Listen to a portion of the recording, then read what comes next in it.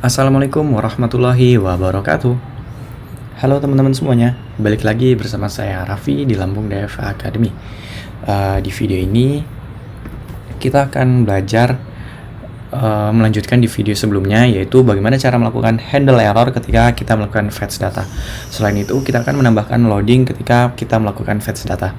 Sebelum masuk ke materi, saya mau sedikit promosi. Jadi, saya sedang membuka kelas belajar privat menjadi front-end developer dengan menggunakan React selama 2 bulan. Apa yang akan kalian dapatkan? Kalian akan mendapatkan materi belajar React dari dasar, dari bagaimana cara membuat komponen, props, dan lain sebagainya, sampai ke level yang expert, sampai kita belajar bagaimana fetch data, bagaimana cara menggunakan state management, lalu bagaimana cara menghubungkan dengan backend, bagaimana cara menggunakan Redux Saga, ataupun kita akan coba belajar juga menggunakan Redux Thang, dan tentunya di privat ini akan ada contoh di kasusnya. Buat kalian yang berminat, bisa hubungi di WA saya 082281817090. Dan ini terbatas hanya untuk 16 orang. Waktu belajarnya selama 2 bulan, dan selama 1 minggu kita belajar 3 kali selama 1-2 jam. Oke, sekian promosinya. Sekarang lanjut masuk ke materi. Sekarang yang harus saya lakuin apa? Saya buka terlebih dahulu. Jadi ini bagaimana cara melakukan handle errornya. Jadi kenapa kita perlu melakukan handle error? Ini dulu pertanyaannya, kenapa perlu melakukan handle error? Karena nggak selamanya server yang kita punya atau backend yang kita punya itu lancar-lancar aja, nggak ada masalah, masih berjalan mulus. Itu jarang banget. Pasti ada suatu saat misal server kita down, entah itu karena infrastrukturnya yang sedang bermasalah ataupun karena yang mengakses terlalu banyak. Itu bisa aja terjadi. Nah, ini kita harus handle supaya user yang sedang mengakses website kita tahu kalau kita gagal melakukan fetch data. Dan seperti pada fetch data pada umumnya, seharusnya ketika kita melakukan fetch data itu ada semacam loading ketika melakukan fetch data. Jadi kita akan tambahin juga loading di project yang udah kita buat. Oke, langsung aja. Di sini saya buat saya buat ada lagi yang namanya error post. Jadi error post ini nanti dispatch, yang kita dispatch ini error post. Isinya apa? Isinya langsung errornya. Jadi karena errornya, oke.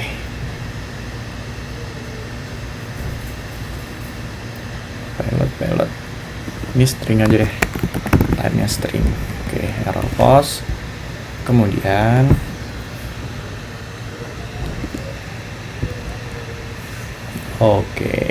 error post. Saya buat lagi.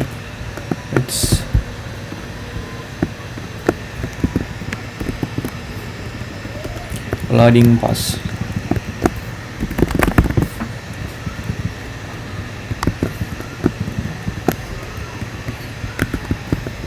Oke, sekarang kita cek di stringnya, kita tambahin loading post.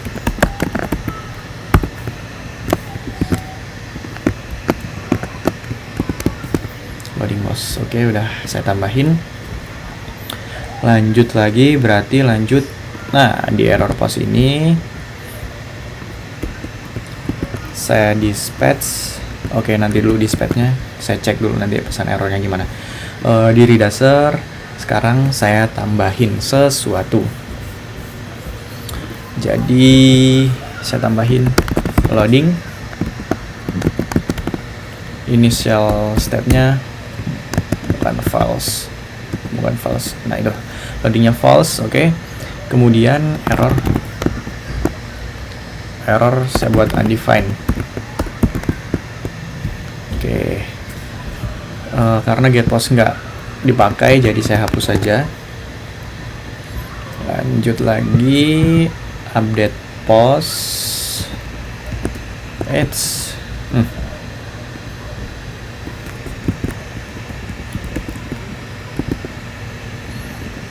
Yang pertama saya buat loading pause,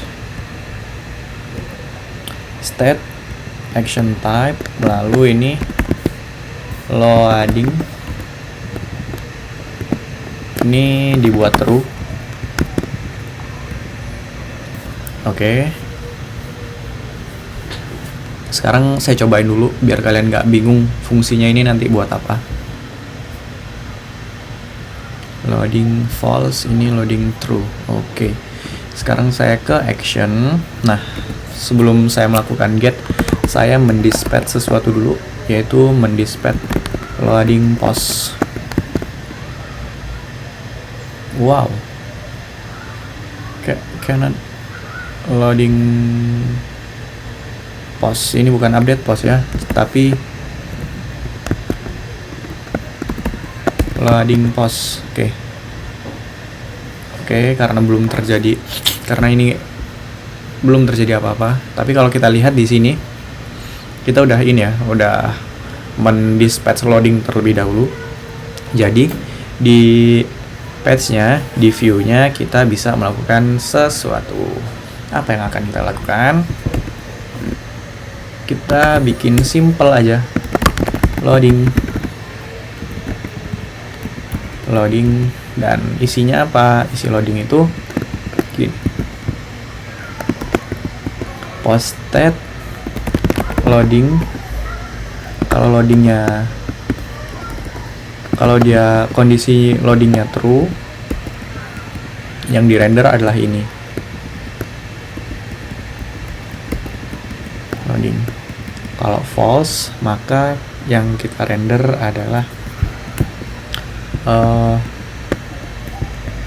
state yang kita punya. Oke, karena kondisinya masih loading, karena belum kita rubah stepnya jadi false, jadi dia masih loading aja, padahal seharusnya udah ya di update pause. Nah, lanjut lagi, di update pause ini harus kita update juga, nggak bisa nggak diupdate. Ini loadingnya dijadiin jangan true tapi false, karena kondisinya udah selesai. Bisa lihat, nah, loading jadi nggak loading. Oke. Sekarang lanjut lagi kalau error gimana? Error gampang, ini tinggal saya copy error post, kemudian error, isinya action pilot, lalu loadingnya saya buat false juga. Selanjutnya di actionnya tinggal kita tambahin aja di sini. Jangan dulu deh. Nggak apa-apa. Dispatch error post. Isinya adalah R. Oke, sekarang saya coba URL-nya saya salahin. Oke. Ya, karena salah.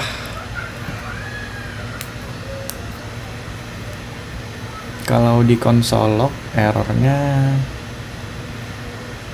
console log error, network error response. Coba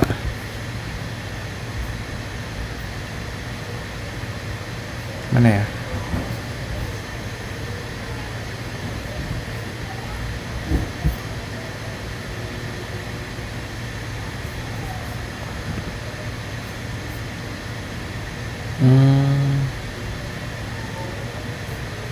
Bentar, ini update post, salah saya, harusnya error post.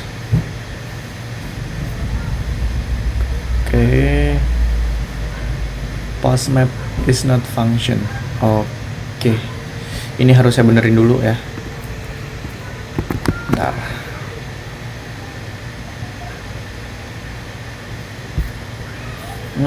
Atau saya hapus dulu deh.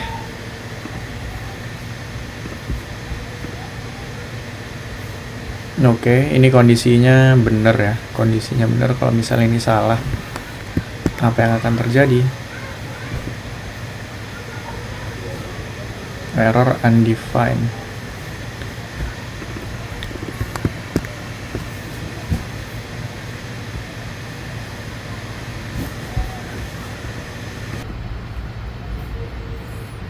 Oke, jadi kita bisa ngelihat pesan errornya itu apa. Jadi sekarang ini saya coba saya coba bikin URL-nya ini disalahin. Jadi ini URL-nya undefined ya. Ini saya coba console log error. Kalau dilihat errornya request failed with status code 404. Seharusnya kita ini sebenarnya bisa ini pakai response. Nah, ini bisa kita lihat ada parameter yang namanya data. Nah, parameter yang namanya data. Terus ada parameter request, parameter header, ada config, ada status. Nah, di sini kita bisa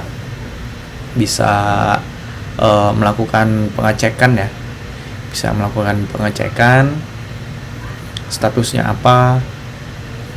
Terus di dalam data ini harusnya ada, kalau backendnya bagus ya, backendnya bagus itu kita ngelempar pesan errornya. Misalnya kalau servernya lagi down, statusnya 500, itu di sini tinggal tambahin aja lagi down atau apa. Misalnya kita lagi ngepost data, lagi apapun itu, di dalam data sini bisa kita tambahin pesan errornya. Nah, berarti seharusnya kita bisa ngelakuin apa? Kita error post ini seharusnya bisa gini sih. Di backend yang bagus biasanya dalam data ada misalnya pesan errornya di dalam object message. Nah, jadi yang perlu kita lakuin ketika melakukan dispatch error post ini, kita tinggal melakukan error response message gini. Dan nah, pastiin juga kalau kalian buat backend ini ada format data untuk responnya. Jadi jangan bikin API-nya yang asal-asalan. Karena kalau kalian bikin API asal-asalan, maksud asal-asalan tuh kayak mana? Maksudnya bikinnya tuh nggak konsisten. Contohnya kalau ini post langsung data bentuk array gini. Ntar kalian punya yang lain lagi langsung bentuknya langsung objek. Sebenarnya kalau saya nggak menyarankan banget buat API yang kayak gitu, tapi kalian harus buat apa ya? Ada pesan message-nya di sini tuh, ada message, ada data. Nah, message ini untuk memberikan pesannya. Untuk data ya datanya. Nah, begitu di metode yang lainnya. Ini kan metode get, terus ada metode post, ada metode delete, ada put. Itu bisa distrukturin lah ininya. Contoh API-nya itu jangan polosan banget kayak gini. Ini sangat nggak rekomendasi sih, karena bakal bikin susah di ininya, di front end-nya. Di front end-nya jadi apa ya? Jadi bakal ribet untuk melakukan pengecekannya. Karena saya pernah mengerjakan satu project gitu ya. Itu format untuk errornya itu nggak seragam, nggak konsisten. Kadang formatnya misalnya message langsung errornya, di message itu langsung pesan errornya. Terus ini saya contohin aja deh. Misal gini, message ini pesan errornya di sini. Nah, tapi di backend itu bikin lagi error kayak gini, bla bla bla bla bla bla bla bla bla bla bla bla. Nah, seharusnya itu yang bagusnya sih, ini pendapat pribadi saya, ketika saya membuat backend, ketika ada error yang detail-detail itu nggak dibuat kayak gini. Tapi misal saya lagi ngepost data, errornya itu karena fieldnya yang saya isi itu bertipe number. Nah, misal gini, yang saya kirim tuh nama, alamat, sama email. Nah, ketiga-tiganya itu ketika saya kirim itu kadang langsung ditampilin pesan errornya 3 gini. Tapi kalau bisa ini ditampilinnya nih pesan errornya 1 aja di sini. Pesan errornya 1, misalnya tipe email salah gitu. Jadi nanti si frontend-nya tinggal manggil yang message-nya ini aja. Nggak perlu susah-susah yang ini. Ini nanti kita bakal belajar banyak di back-end aja sih ini. Cara nulis kode yang bagus. Sebenarnya bisa aja sih dibuat kayak gitu. Kadang yang penting konsisten. Kadang kita buatnya nggak konsisten, jadi kita susah untuk maintenance kodenya. Oke, balik lagi pembahasannya. Error post. Jadi kita bisa nyimpen errornya ya. Ini karena di JSON server nggak ada. Untuk custom errornya nggak ada, atau mungkin sayanya yang nggak tahu, saya belum baca banyak tentang JSON server. Jadi ini langsung errornya saya tambahin aja di sini. Error fetch data. Jadi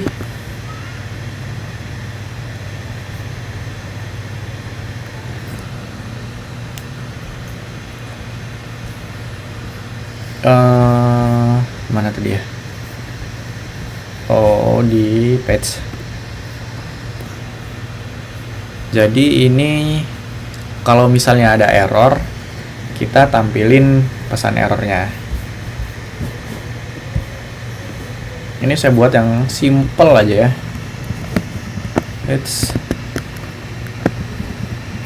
Harusnya kalian bisa ini sih, bisa mengeksplor lebih jauh lagi. Karena kalau jadi programmer tuh jangan manja, harus dikasih tahu terus. Harusnya dengan konsep yang kayak gini kalian harusnya bisa paham. Ini artinya ketika ada error, saya mau ngapain? Saya mau bukan data view. Saya mau menampilkan sesuatu. Ada error gun. Jangan gini lah. Langsung pesan errornya.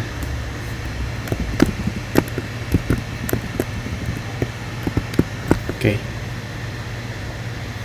Error fetch data. Oke, gini ya. Bisa kelihatan nih. Ini bisa bentuknya toast atau notifikasi apa di atas itu, nanti bisa diklik untuk close kayak gitu.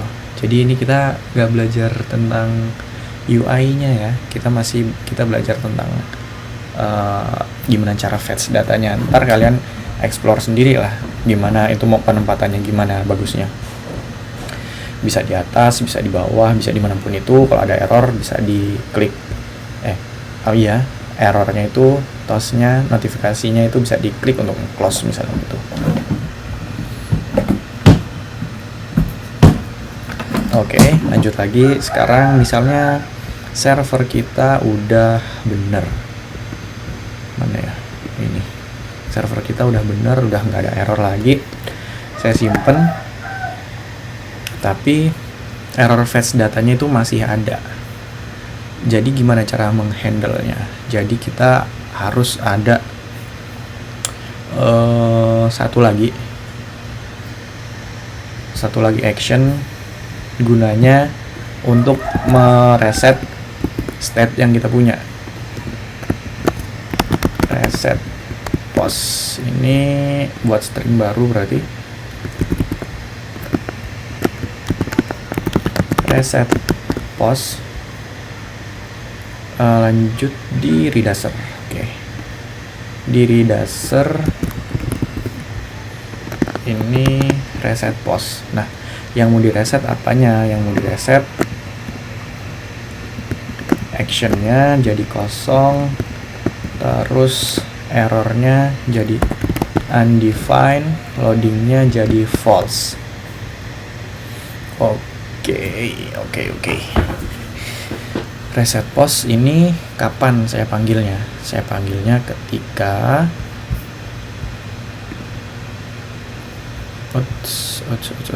actionnya ini masih loading post, harus kita ganti, jangan sampai lupa. Di sini use effect ya, use effect kita bikin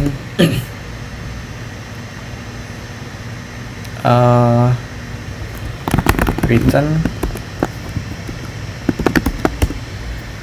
dispatch action reset post. Nah, harusnya ketika komponennya di unmount,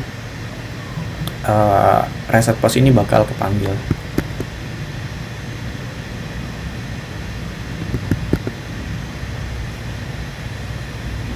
Oke, kenapa tidak ada perubahan apa-apa?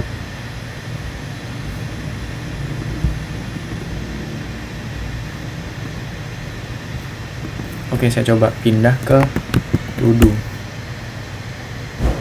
Sekarang saya pindah lagi ke post.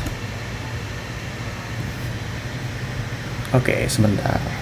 Sepertinya ada yang salah. Oke, jadi kenapa dia errornya, bukan errornya, tapi kenapa tadi nggak kedetek unmount-nya. Jadi ini kalau di refresh nggak kedetek ya unmount-nya. Supaya bisa kedetek unmount-nya ini, kita bikin misal kalau kita berpindah halaman. Jadi kita pakai link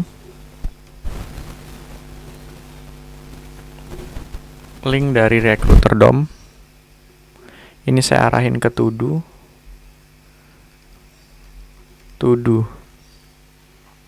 Oke, ini saya buat lagi,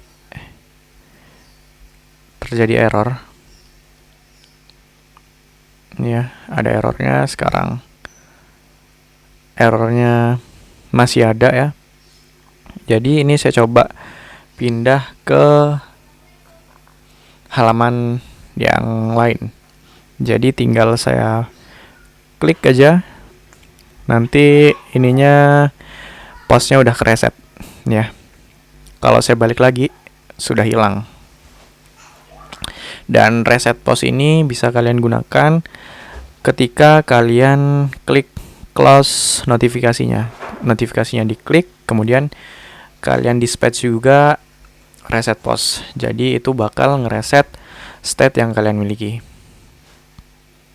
Oke, mungkin itu. Semoga bisa kalian pahamin. Di video yang berikutnya kita bakal nyoba bagaimana cara melakukan HTTP request dengan metode post, dan juga bakal melakukan metode delete. Oke, sekian, semoga bermanfaat. Sampai jumpa di video berikutnya. Bye bye.